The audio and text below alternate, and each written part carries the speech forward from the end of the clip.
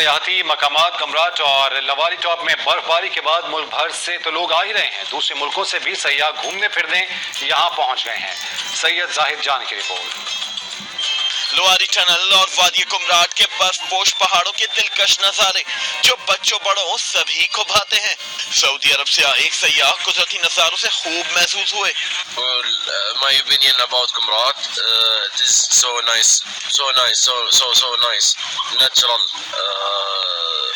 natural view, beautiful area.